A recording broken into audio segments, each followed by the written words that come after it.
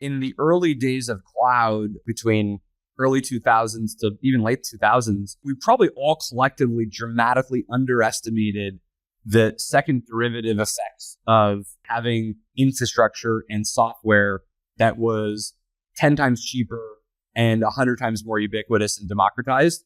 But what you forget is actually, well, when you actually make something 10 times cheaper or 10 times more available, what happens is enough generations later of startup formation and ubiquitous technology, all of a sudden, you have so many more customers that never were in the market for buying the massive data center footprint. You have the two-person startup, the Instagram that gets created, and all of a sudden they start scaling and needing infrastructure that never been in the market to buy data center equipment previously. And so you multiply that up by the scale of the economy, and you actually, in many cases, have something like a 10x increase in the amount of then the sort of scale of these markets. So, if I had to sort of close my eyes and bet on the AI market that produces the next $1 trillion of kind of in aggregate startups, it would be sort of an agent for all of these kind of domain-specific vertical parts of our business. Welcome to The Peel, where we explore the world's greatest startup stories. I'm your host, Turner Novak, founder of Banana Capital, a venture capital firm that loves trillion-dollar startup opportunities. I'm excited to share this conversation with Aaron Levie, co-founder and CEO of Box. Our conversation covers a lot of ground, including how Aaron and Box are thinking about AI as a public company, why AI will add jobs, not steal them, and why AI agents are a $1 trillion startup opportunity. We also talk early days of Box, including starting it with high school friends, living out of their first office, pivoting from consumer to B2B, how a VC associate helped Box raise its Series B, turning down an acquisition before the IPO, why the IPO was so hard, and fending off an activist investor during COVID. This is a wide-ranging conversation, giving a rare look inside how a public company CEO is thinking about AI. Let's jump in after a quick word from Attio. There's a world where your CRM is powerful, easily configured, and deeply intuitive. Attio makes it a reality. Attio is a CRM built specifically for today's modern company.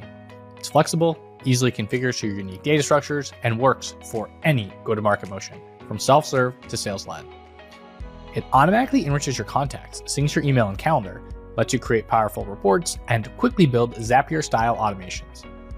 The next era of companies deserves more than a one-size-fits-all CRM with outdated UX. Someone recently described Attio to me as the linear of CRMs, which if you're in the know, that is high praise. Join 11 labs, Replicate, Modal, and more. Try Attio instantly at attio.com. That's attio.com, or tap the link in the show notes and scale your company to the next level. Aaron, how's it going? Welcome to the show. Good. Thanks for having me. Wild times right now, but yeah, glad to be here. Yeah, definitely wild times. You had a comment recently I thought was super interesting. You've indicated, kind of hinted, you think AI is like an iPhone moment, could be even bigger than the iPhone. What did you mean by that? And why are you excited about AI? Yeah, so I think, tell me if I'm wrong, I think it was probably around the start of the ChatGPT sort of early craze. It felt like one of these big platform kind of shift moments. And, it's always imprecise how you compare these things to prior technology events, whether this is sort of the web browser a moment, if it's the iPhone moment of a particular technology category. But I think empirically, when ChatGPT came on the scene, it really opened up everybody's eyes to now what you can do with AI at a much greater scale. And we've been kind of thinking deeply about AI for quite some time. But I'd say the classic issue has been, before these very large language models, you basically could solve kind of one narrow AI task at a time. You could do image labeling, you could do autocorrect, you could do type ahead, but you really couldn't solve sort of general intelligence type use cases across a wide variety of domains, spanning, legal and math and business and science. And so you really need one of these kind of generalizable horizontal platform shifts for really there to be one of these big breakthrough moments. And I think that's what kind of ChatGPT represented. And now obviously, it's very obvious that I think AI is creating this new platform opportunity for software companies. And I think you've got this classic issue of, which areas do incumbents have a strong advantage in where they can very quickly, adapt to this new environment. They can incorporate AI into their products and services without really much of a kind of innovator's dilemma in the process. And then where do you have areas where actually it is a bit of a dilemma? You do have a technology that's going after a core profit stream, serving customers maybe in a better, cheaper, faster way, and where that is relatively disruptive. And I think I don't think as an industry have totally figured out exactly how this is going to, kind of shake out, which is actually what makes it so incredibly exciting is that in any given day, one day you're thinking Google's going to be disrupted. The next day you're thinking, wow, Sundar's back and he's actually executing on this. It's not going to be disrupted. And I think that roller coaster is what makes obviously this kind of moment incredibly exciting for all of us. So then how do you think if you were, let's put in the shoes, let's pretend you're the CEO of a publicly traded company. Let's just pretend. What would you do? No, it all depends obviously on what kind of company you're in. But I think those of us in enterprise software, I think AI sort of looks, feels, smells like a technology that makes all of our kind of categories of software just better for customers. And sort of, I think there's a little bit less of the stress on the kind of core innovators dilemma piece because AI just thrives on more data, more business workflows, more user interaction. And so if you have an existing technology where AI can make your software better, that's actually just a great thing for you and for customers. And so the dilemma is sort of less severe. And so for us, our scenario is kind of the best case scenario, which is AI is incredibly good at reading documents, understanding unstructured information. So we see this as a breakthrough in now how we can actually tap into all of the data and insights that an enterprise has inside of their files. And this has been this age-old problem for us. For nearly 2 decades, we've had this challenge, which is you create a file, you share the file, and you probably don't really go back and look at it ever again for a significant portion of that data. Now, all of a sudden, AI is able to let you go and understand and synthesize that information at scale in a way that we just never could have done before. So it makes all of your data, an order of magnitude more valuable for your organization. And so that makes us incredibly excited because we can now do so much more with information. I think every enterprise software company has some sort of, is on some kind of continuum of either AI is like an extremely massive breakthrough or at least sort of like neutral to incrementally positive. I think there's not as many players that have this as a direct kind of, attack on their core business. I think there is a continuum. So maybe if you're on like the pure customer support side, maybe this looks like maybe a seat reduction in some of your core software. But other than that, I think, enterprise software companies sort of look at this as a huge opportunity. On the consumer side, it could be a little bit different, right? There's obviously an element to, hey, does this change how we search for information, how we find things? You can just see, Zuck, for instance, is like, hey, I'm going to put a search box in every one of my products in the form of an AI, chat experience. So he's clearly using this as an opportunity to get much more into that part of business. So what's great is that like nothing is a given at the moment in this landscape that we can kind of fully rely on because things are changing so quickly. In terms of maybe what you guys are doing at Box, how do you shift a company that's new technology? I mean, you're doing over $1 billion in revenue. I would say you're like a mature business. Maybe you still like to act like a startup as much as you can, but you're a very large company. What do you have to do internally to shift everyone to just take advantage of these different technology shifts that kind of come about while you already have a mature business? Yeah, I mean, again, it's a little bit, I think it all depends on if you feel like this new technology is something you can fully take advantage of and it's a sort of a tailwind for you versus, oh man, this could be a headwind, we have to pivot. And we've been in both modes. To be clear, AI is one that it feels a bit more of you're more riding a tailwind as opposed to having to dramatically sort of, cause the company to understand how severe like the disruption element could be, which is, frankly, 10 times more fun because then you're not spending as much time convincing people of why something is important as much as showing what's now possible. And that sort of, kind of becomes a propelling force on its own. So for us, I mean, I think like any company, the moment we saw that we had these generalizable AI models, we basically got into a room and we said, okay, how is this going to impact us? Let's put together a Tiger team. That Tiger team starts relatively small. You start to work on architecture. Then it actually becomes a much more, kind of concretely funded team in the next planning cycle. And then you expand its resources.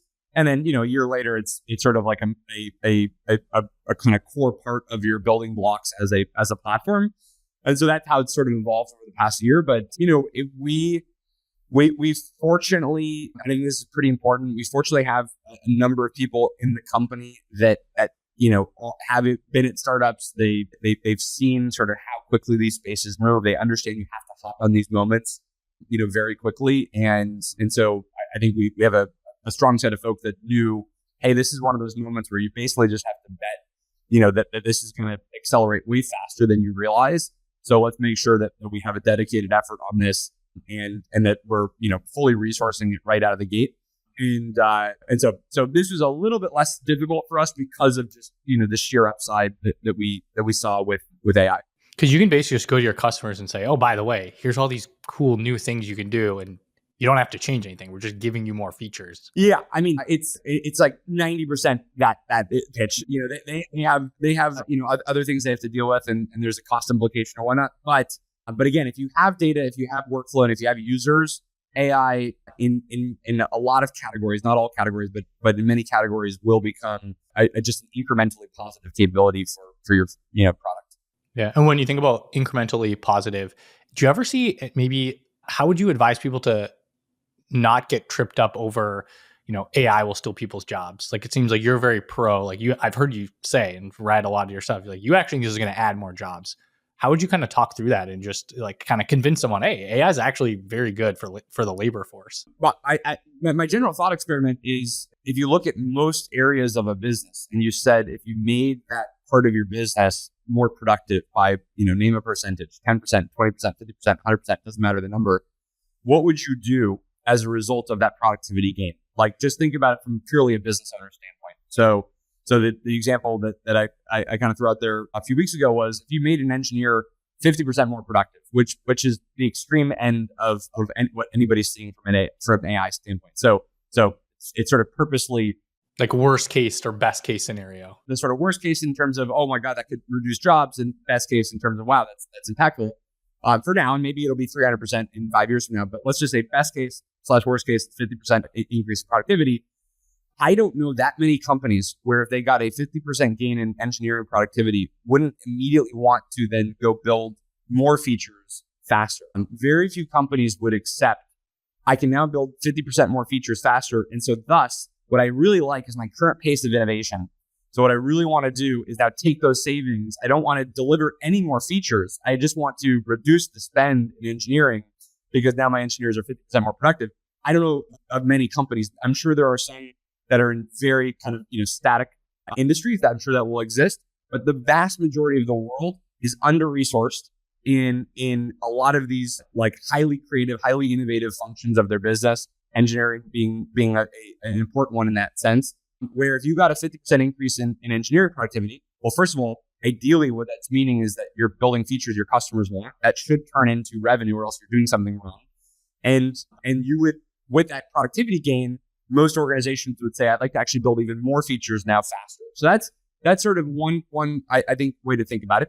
The other way to think about it is let's say you were the one company that said, you know what, I'd like to bank these savings, and my engineers are now more productive. I'd like to bank the profitability. That implies that you're also in somewhat of a static competitive market where somebody else isn't going to take that productivity and turn that into a competitive force for them, which then again causes you to have to go build more features or solve more problems.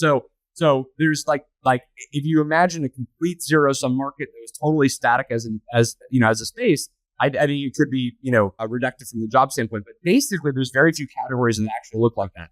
We're all in dynamic industries. We're all in constantly competing. So the idea of me getting a productivity gain is going to usually lead to me wanting to go build more functionality and thus ultimately need to hire more engineers. Take sales as an example. Sales is an even better, I think, one to kind of make the point. Any organization that can make their sales team 10%, 20%, 50% more productive, which basically, the simple math is a dollar goes into the sales rep, salary or expense. How many dollars do you get back?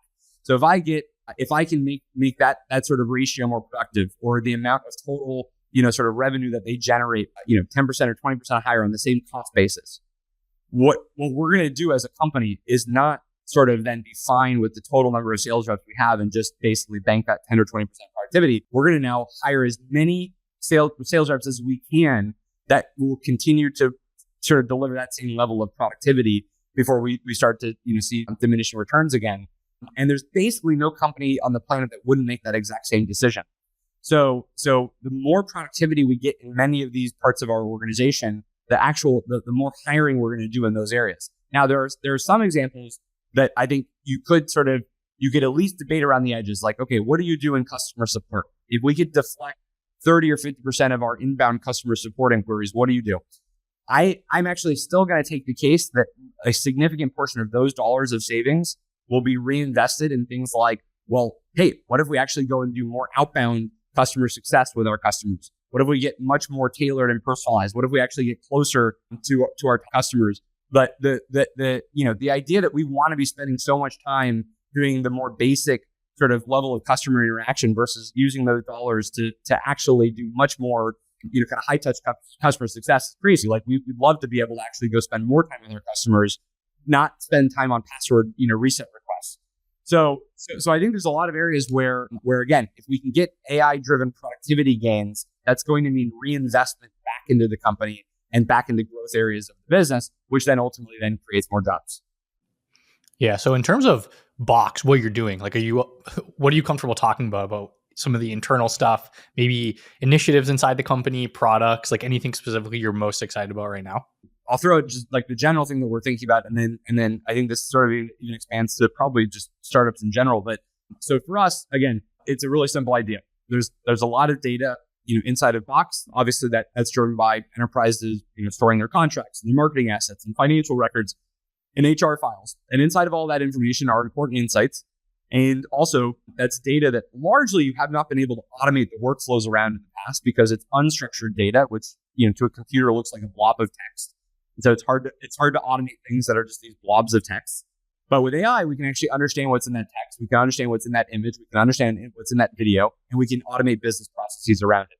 So we see AI really as an accelerant to automate workflows, pull out insights from information, better secure our data. And that's what we're super excited about.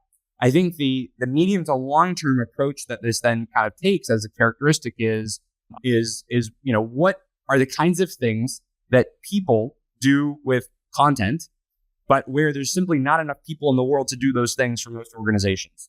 So again, you go to most companies and you say, hey, how are you managing your contracts? It's a bunch of data inside of a bunch of folders and email attachments, and they don't have the ability to say, hey, what are exactly the 5 customers that have this particular type of clause in their contract where they're up for renewal in the next week that I need to make sure I get ahead of? Very few companies actually have those types of insights.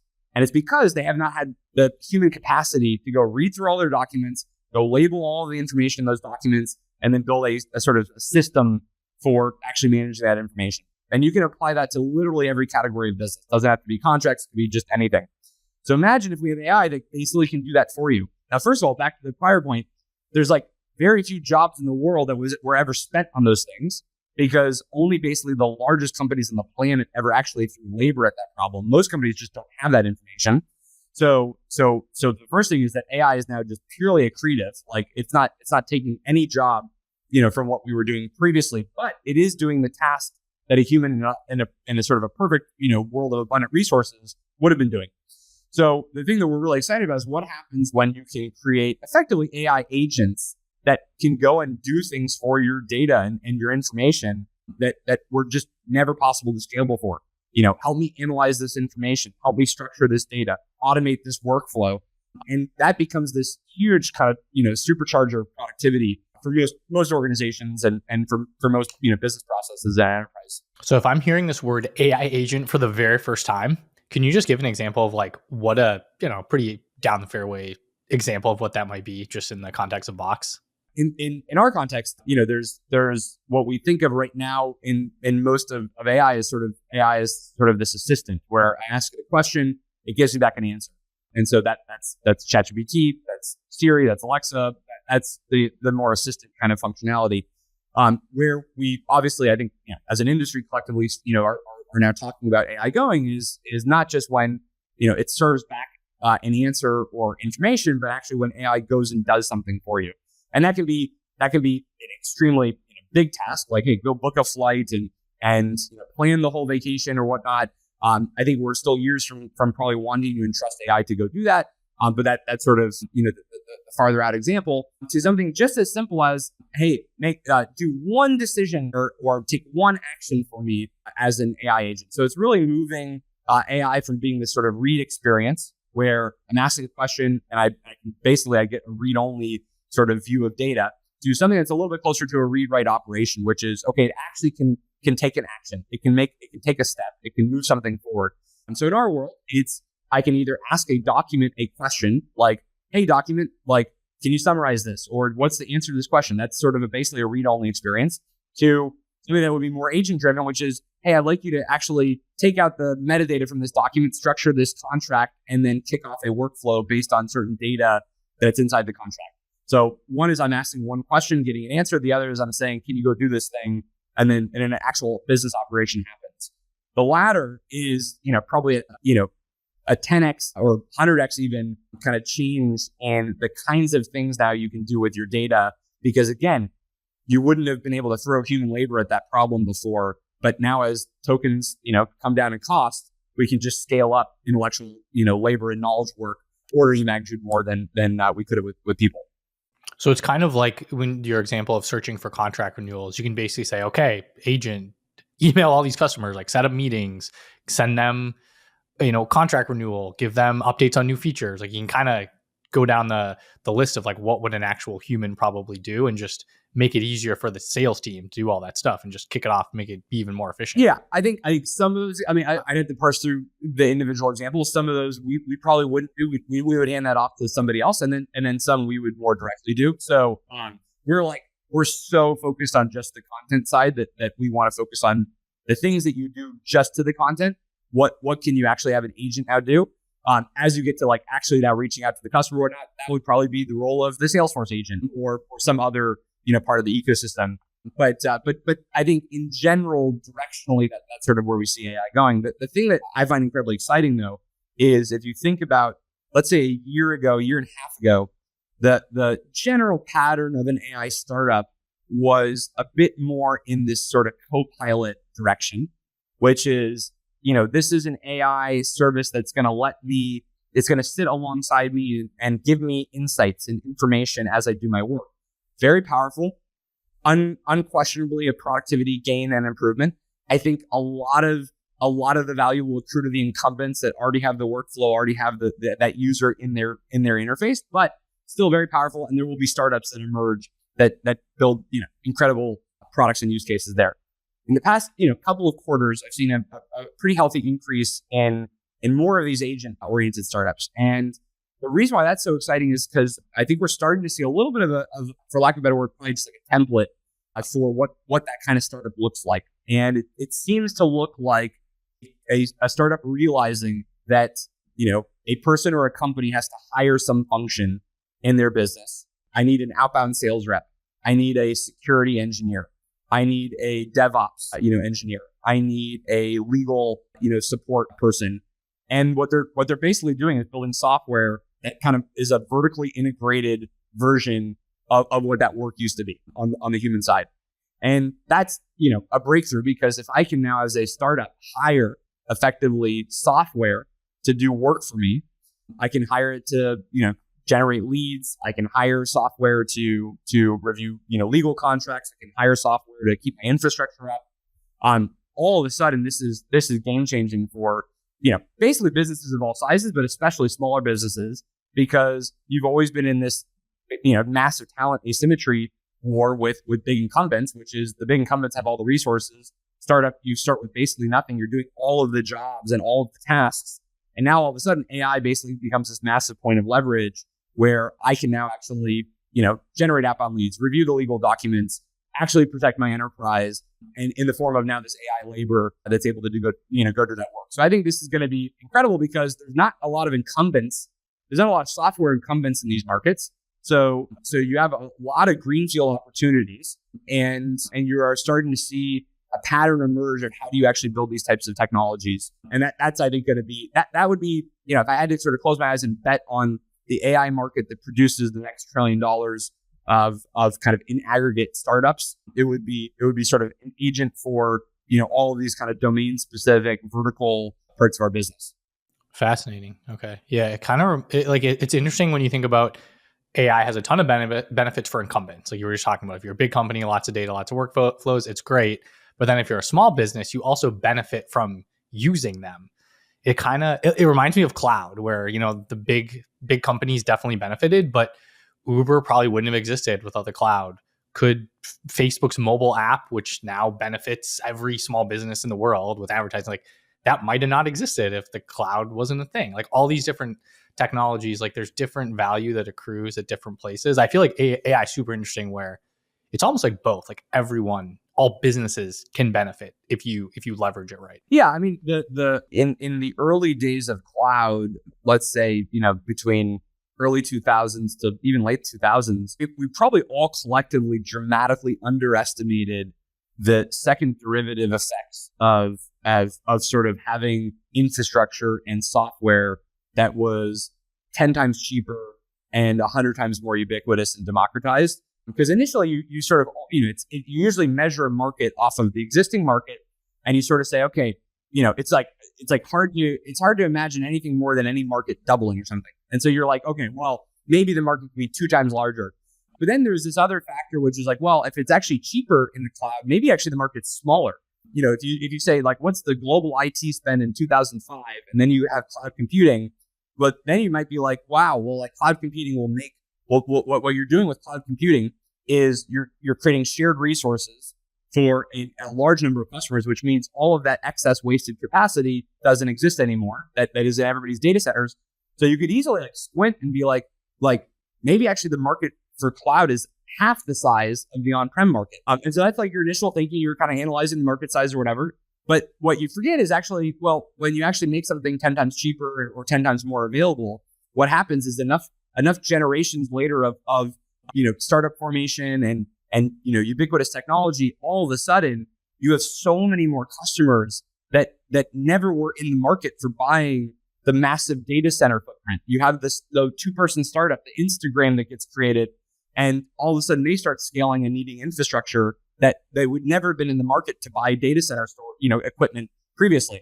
And so you multiply that up by just, the scale of the economy, and you actually, in many cases, have something like a 10x increase in the amount of then the sort of scale of these markets. So, think about somebody trying, I mean, Toby talks about this a lot, but think about, trying to size the e-commerce, sort of software market before Shopify existed. You'd be like, okay, maybe there's like 100,000 companies that need to sell things online. What's the upper limit of this kind of business? I know it just turns out, no, actually, if you give people really powerful, simple e-commerce technology, you'll have tens of millions of businesses that get created as a result of you lowering the cost of this kind of technology. And so that has been true. AWS, dramatically increased the total scale of how we're using infrastructure. Shopify did that for e-commerce. Stripe did that for developers. Twilio did that for communications technology. And so that's what we basically saw in the early days of SaaS. And now I think, you can almost create an analogy to what AI would do, which is you would basically be scaling intellectual knowledge work for the masses that previously were not actually utilizing those kinds of services. And again, on the human labor side. So I'm super interested when we're talking about just cloud in general. I mean, that's kind of how Box got started. I think 2003, you wrote a paper for school. I basically wrote the paper in 2004, and then we launched in 2005. So what was the paper? What was the thesis? Well, it wasn't a paper for Box. It was a paper for, I had to analyze a market to basically, I don't remember if it was specifically a SWOT analysis, but had to do some kind of analysis of some kind of business category. And I don't know how I got to this, but I chose online storage, which is why the heck would you pick that? It's like the weirdest thing of all possible markets. Like you're supposed to do like shoes or like what's the market for, retail or something in America. I chose literally online storage, and that was a twofer because I got to then research the actual space. And as I was researching the space, I was like, wait a second, this is crazy. All of the companies in this market are charging way too much money. They hadn't updated their products. They hadn't responded to many of the technology trends that were actually happening at the time. Like they didn't give you more storage.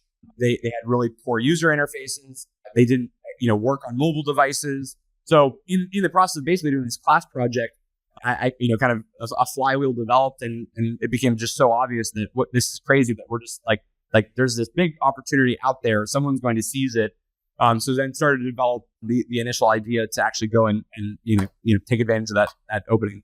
Nice. And you basically had like a roster of some friends that you'd known for a while. It was like, I mean, it sounds like it took you a little bit, like a year or two for everybody to kind of come together and decide on this. I couldn't convince everybody at the start, but basically I had some friends from high school that we had done startups and different business ideas with. Everybody had kind of gone their separate ways for college. And so I'd been brainstorming ideas, with that group. And then Box was another one of the things that I was brainstorming. And then eventually everybody, kind of got bought in and sort of successively dropped out over about a year period. But as we kind of scaled up, we all dropped out, moved to the Bay Area, and then kind of focused on Box full time. How did you decide to drop out? And then how did you decide to move to the Bay Area? What were those thought processes?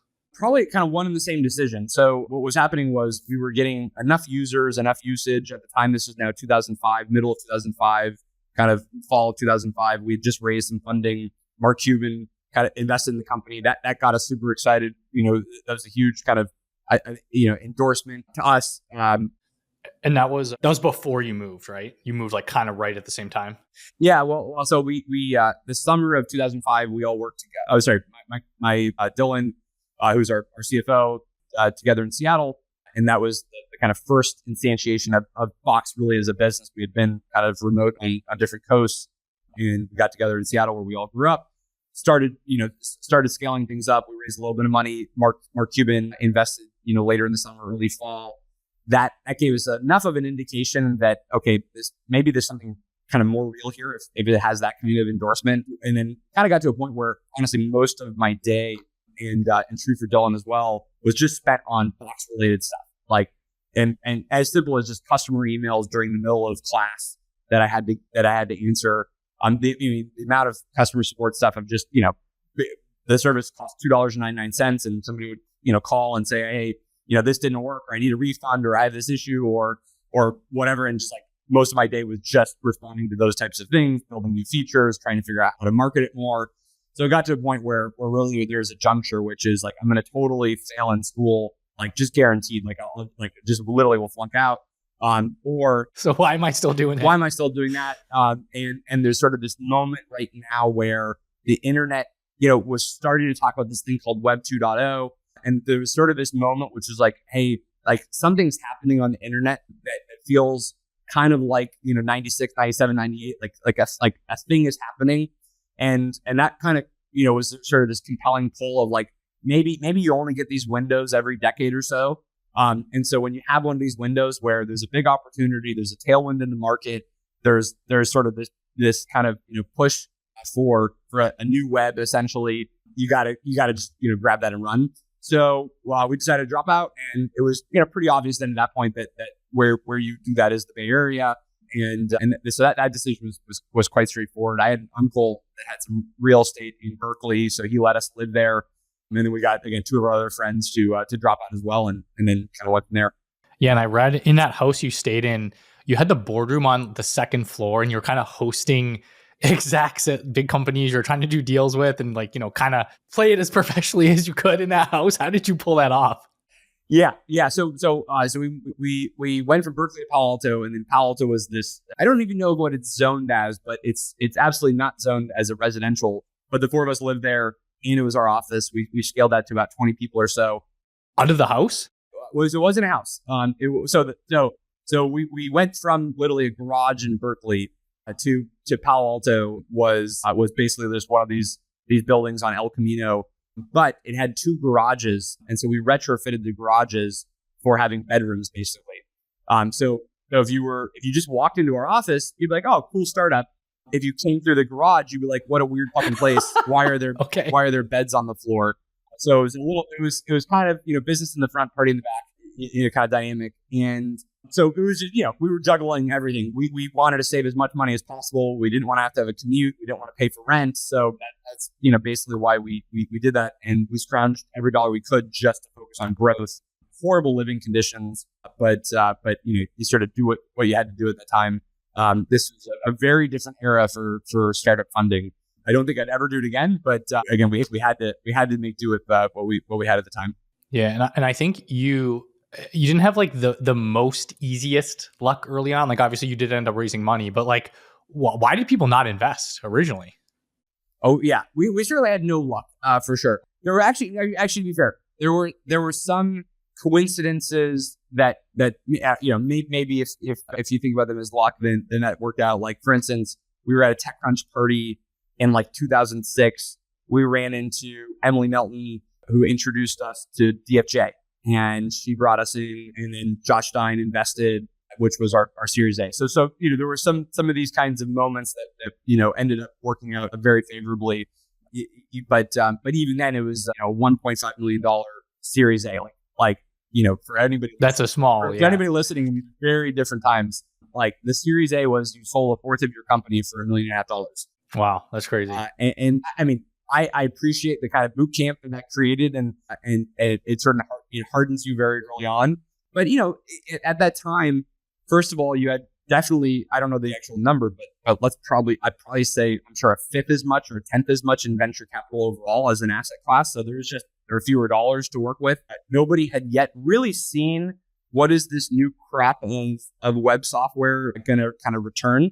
You had Facebook, which obviously was going gangbusters, but it was a consumer business though. There's no like enterprise software. Yeah, it was a consumer business. So obviously, totally different. And nobody had really made that much money in kind of software as a service. Salesforce was sort of the best example. Probably at the time that I'm talking about, I'm going to make this up also. I'm sure Salesforce's valuation was in, the 8-9 figure range at that point. So it's not like it was $1 billion company, right? It's probably hundreds of millions of dollars. I mean, we should look this up and or maybe it was $1 billion or something. But like the fact that the largest company at the time, in enterprise software in the cloud was a at best low $1 billion company was like, it wasn't, there was like a lot of that people could like kind of underrate in terms of where software was going. And so you take that and then you compound the fact that we were doing a pivot. So we were going from kind of consumer to business. All the founders were under 22 at that time. It wasn't like exactly the team you would think of as like, okay, these people are going to go build an enterprise software company. I don't think I would have invested, based on those conditions. And so I think we were lucky to have gotten any investors. But yeah, the early days were kind of wild. Yeah. Do you remember what that was like then when you were pivoting? Because I know we haven't really talked about this yet, but you started as a consumer storage business and then now you're enterprise storage. So what was that whole process like and why did you decide to pivot? One probably important, maybe definitional thing is I think we weren't consumer as much as we were just agnostic. We didn't think about it in terms of consumers or businesses. We just basically just thought about it as, hey, you got storage online, use it however you want.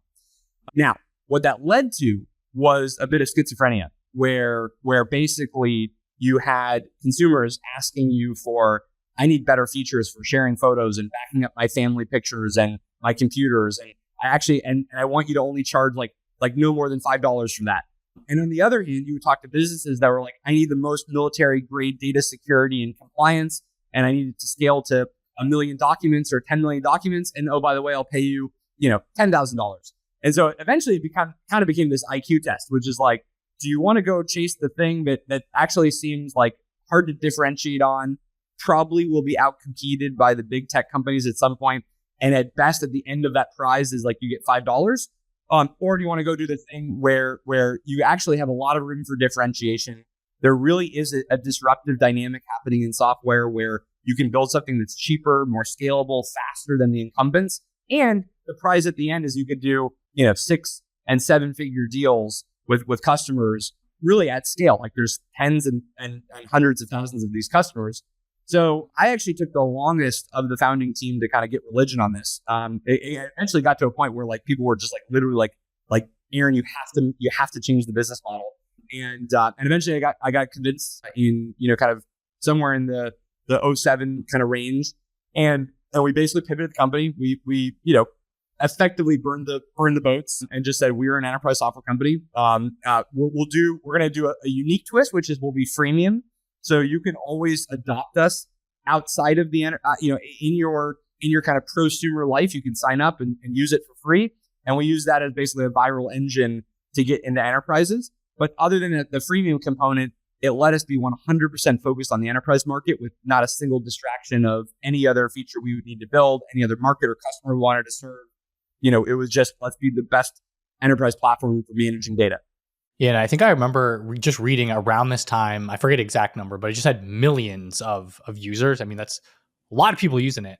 How did you market this thing? You said that was like a big focus. It's just like, so how did you get people to start using this way back in the day?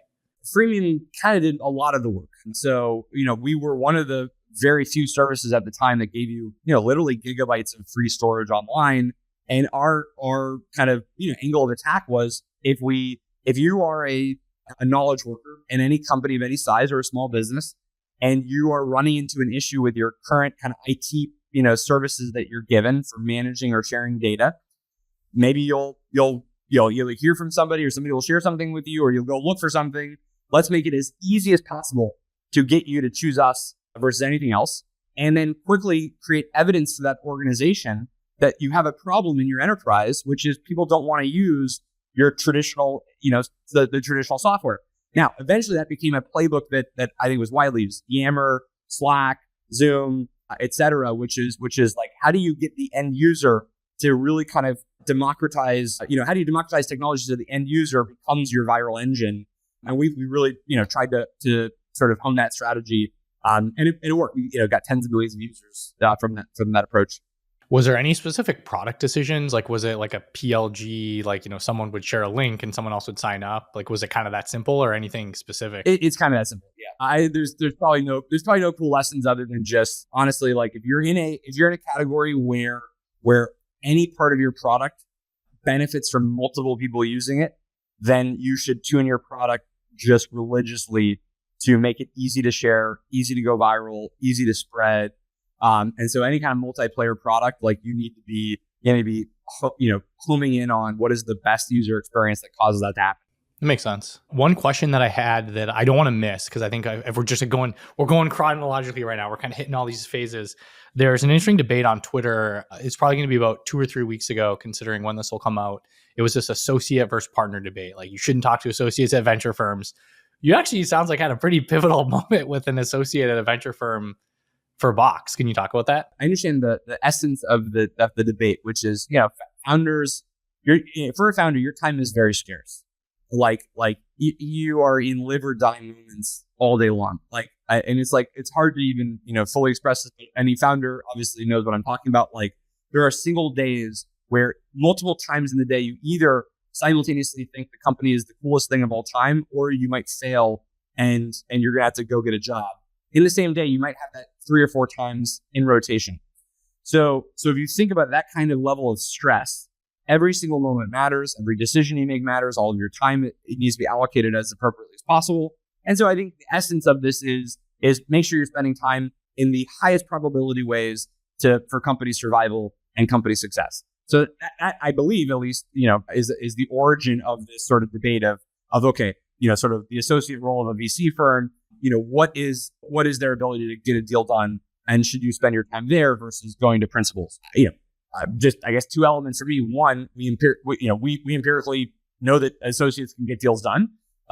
We got rejected for our Series B. We pitched basically every firm in the Valley, and we got handily rejected by basically every firm in the Valley other than one. It was USVP, and it was because an associate at the time, Mamoon, for whatever reason, had this belief that we could actually go and disrupt the enterprise software market for managing data in organizations. And at least from what I understand, he had to really kind of push the deal, through the organization, because there was a lot of reasons to not invest, and for the same reason that basically every other firm didn't invest. And so Mamoon basically caused our deal to happen. He was an associate. Now, many years later, he's one of the core leads of Kleiner, and invested in Slack and Figma and Intercom and dozens of other kind of obviously top companies. But he fought for the deal. He got it done, and he basically saved our business. I think the story would be completely different if he hadn't actually been there and invested in us. And so to me, I'm sure people have had bad experiences with certain kinds of investors, but I think it's kind of true up and down the stack. I don't think like there's any kind of perfect path to getting a fundraise done.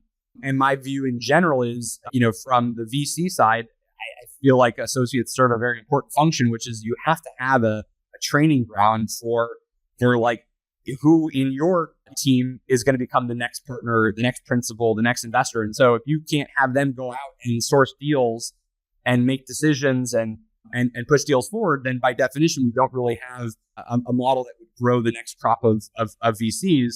So I think that role serves an important function in this type of business, kind of category. And again, I think empirically they get deals done. So maybe like there's certain firms where that's just like objectively not true, and so maybe you should avoid those firms. But I think it'd be pretty hard to kind of dismiss as an entire class. Yeah, that makes sense. From what I read, it sounds like he basically just tried every single product, and he was like, Box has the best product, like they're gonna win. Which I think the number was literally 49 competitors. That's a lot of work. So I mean, mad props of like, and that is the kind of work that an associate does. Now, interesting, like now do the reverse. So let's theoretically, there might be 20 companies out there that also met with Mamoon that feel like, wow, an associate burned us or something. But like, that's just literally that is the challenge of venture capital. Like there's a certain number of dollars, there's a large number of companies. Many times you'll get rejected. And so I think I wouldn't ascribe that rejection to, or the wasting of the time to it being an associate. Like, I don't know, have a better pitch, build a better product, find a better associate. There's many paths to glory here. Yeah. And so I read that you considered selling Box. Like, I don't know how serious this was, but maybe you had an offer from someone that you turned down somewhat around that time. Maybe it was a little bit after. And it was like a very, very significant decision. Can you talk about that? Yeah. So it was a couple years after this particular period. We actually had, some better fortune. Growth was a lot faster. We were way post pivot. We had some accelerants due to cloud and mobile. The iPad kind of really was an extra nudge of growth. iPhone and the enterprise helped quite a bit. And this was basically just more access points for more people to need to use data. And like no one had mobile tools, like all the incumbents. Like there's no way to even access like your Google Drive or like SharePoint, whatever. Well, there was no Google Drive. So this is how old I am. We're talking about a technology stack that 90% of your listeners will never have touched. So basically, like these are systems that only worked in your data center, and your iPhone didn't connect to them, your iPad didn't connect to them, and we were just an app that works seamlessly on those platforms. Yeah. So it was like beautiful then. Like it was like somebody used the product and they're like, oh my God, this is incredible. Like I don't need my computer. Yeah. I mean, again, today that sounds very quaint as like, wow, there was a time where that happened, but that's just the case. As a slight bookmark, I think as another general startup lesson is just like always put your startup in a position of riding whatever tailwind is in the market. And you want to be doing things as much as possible that are not running into just general headwinds. And so everybody that did on-prem software, mobile was a headwind. It was that their software wouldn't work on mobile, and they had to re-platform their technologies. Whereas for us, we just rode this mobile wave. And so when you're thinking about either strategy decisions or architecture decisions, always be sure that you're in a position where you can ride the tailwind as opposed to having to run up against it. But basically, yeah. So we were growing quickly. There was an offer to buy the company. It was extremely stressful because it was a relatively large number on, I think, especially even just given how our scale at the time. And so it would have been a life-changing decision. It would have been a great win for obviously early VCs. It would have been a fantastic win, I think, for everybody involved. So we just got to a point where we had to compare: do you take the bird in hand, or do you sort of swing for the fences? Not even necessarily because of the financial impact, because again, like past a certain threshold, that's not going to matter as much. It's more about the total impact you could have in building a much larger company, and what actually you can go and build generally that basically, unfortunately, would have likely gone away. That potential would have gone away if we'd been acquired, just due to the natural forces of you get incorporated into a bigger company, the team dissipates, and you never actually accomplish that vision. It's funny. Zuck was interviewed, I think, just a week or two ago about the similar moment with Yahoo and Facebook, and I think to a T, our feelings kind of were exactly the same, which is you start to kind of like everybody says, like, oh my God, like think about how much money you'd have or whatnot, and then you like literally like, let's fine. You get this, you get this check. Then like, let's say it's like the next Monday, you still have to do something. Like you have to like literally like you're still in the world doing something with your time. And so then, you start to think like people are like, well, imagine all the things you could do. And then very quickly you come back to like, well, I just want to do software again. And I'd probably need to go find a way to have a software platform with lots of users with a lot of exciting things happening around it so I can build, amazing products. And you're basically back to where you started. So why not just like skip past that and not sell the company? Now, of course, you have to make sure that corresponds with a financial argument as well. So fortunately, we felt like, okay, there is actually a financial argument that is Box can be 10 times larger, than this, and that would be a greater return. And lo and behold, we're 8 times larger than that at this point. But basically, we had to equally have a corresponding financial argument, but the two combined made it eventually, I think, a clear decision, even though it was very stressful and there was a lot of angst in the process. Yeah. And then I remember you IPO'd at some point. I don't know where we are in the story, but it was eventful. Well, can you take us inside just how the IPO went? Well, it was eventful for a couple of reasons, because there was definitely a very intense IPO process that was prolonged. We really subscribed to this idea that when you have software that has proven product market fit and you've got strong economics, like let's say 75-80% gross margin, decent LTV, 130% net retention rate, like those happen to be our metrics, but like let's say any of those things plus or minus 5 or 10% or higher obviously is better. If you have that kind of configuration, probably what you should be doing is spending as much money as possible to grow. Yeah, to the point of the AI earlier, it's like if you've got a good business, the more you spend, the faster you grow, the better the business becomes. The faster you grow, but importantly, the faster you grow on a compounding asset, like which is very different from growing really quickly if you're Groupon or something where you just know that like over time, and Groupon is just like a random example, but like basically like a business where there's a decay curve on each customer you acquire. Like then you just are constantly refilling the top of the funnel, and then it's going to the bottom of the funnel. So in at least enterprise software, if you're doing your job right and you have a product that works, ideally you're adding, you're stacking these sort of residual income on top of each other, and it stays with you for a long time, and it's high gross margin. So that means it's contribution margin positive over time. Then you basically should be building the largest annuity stream you can, which means either hiring sales reps, building out more features and engineering, and scaling the organization. So that was the playbook we did. We raised money according to that playbook, and then we spent that money according to that playbook. And we got, kind of the hyper growth period of we were doubling, basically every year at scale. And the one challenge was when we finally revealed that in the form of an SEC filing, everybody was like, whoa. We didn't know you were spending that much money. We thought maybe like you were like there was something that was more crashable in the near term, and because we were literally spending more money on sales and marketing than our total revenue, which is just like it was aggressive, and it was because we wanted to get really big really quickly, so we could have this sort of dominant position. So we did a filing. The market basically kind of told us pre-IPO, hey, like this is like not the right financial structure to have. There was sort of a temporary correction in the SaaS markets where like SaaS went down by like 15% or something in a matter of weeks. So we were like, okay, let's pause. Let's get a bit more efficient. And so we basically took another kind of 9 to 12 months, refiled and with better metrics. And then we eventually got the IPO done. But that, it was a wild journey.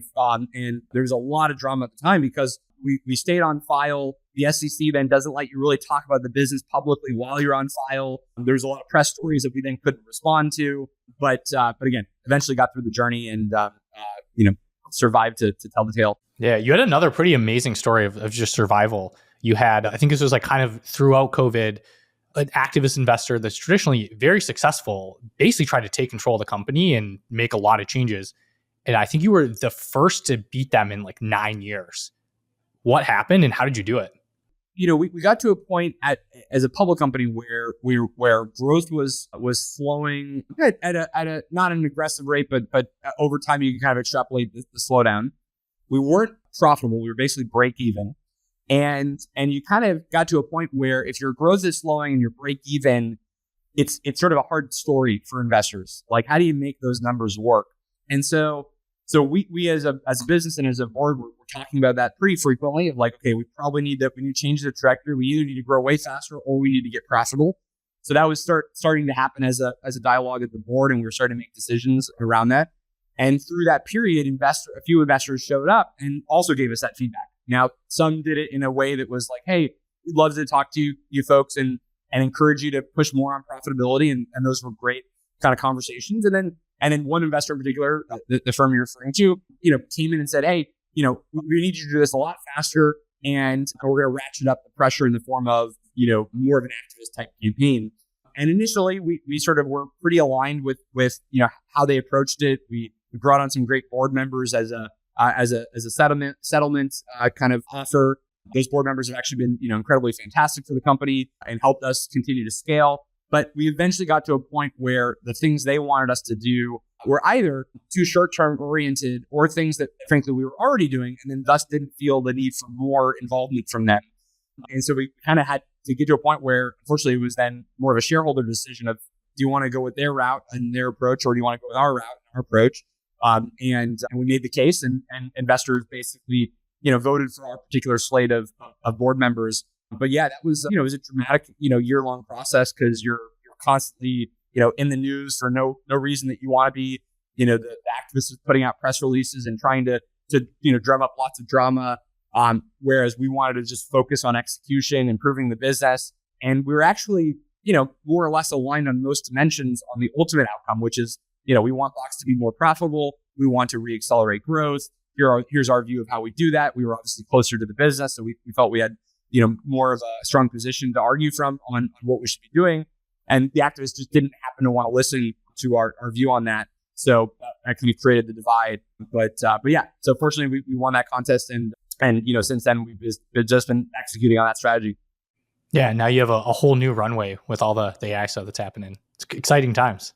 Which is a massive just boost of I think energy and excitement for again, software and technology in general. I think I've certainly, in the 25 years that I've been doing technology, this is easily the most exciting moment. There's never, from the early days of just building websites in high school and middle school, to today, there's just simply never been a better moment to either be building a startup, to be leveraging technology, to be using technology. So I think we're in a very profound moment in the tech industry right now. Yeah, I think a lot of people would agree. So, well, this is an awesome conversation. Thanks for taking the time to chat. Hey, thanks for having me. Appreciate it. And appreciate you for listening.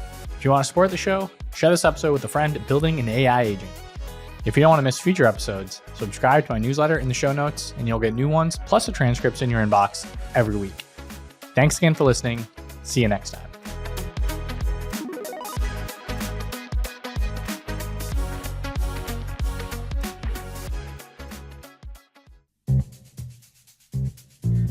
Hey everyone, Eric here. At Turpentine, we're building the first media outlet for tech people by tech people. We're the network behind the show you're listening to right now. We have a slate of hit shows across a range of topics and industries, from our AI and investing cluster of podcasts to shows that drive the conversation in tech with the most interesting thinkers, founders, investors, and influencers, like Econ 102 with Noah Smith. We're launching new shows every week, and we're looking for industry-leading sponsors. If you think that might be you and your company, email me at eric@turpentine.co. That's ERIK @turpentine.co, and let's partner together.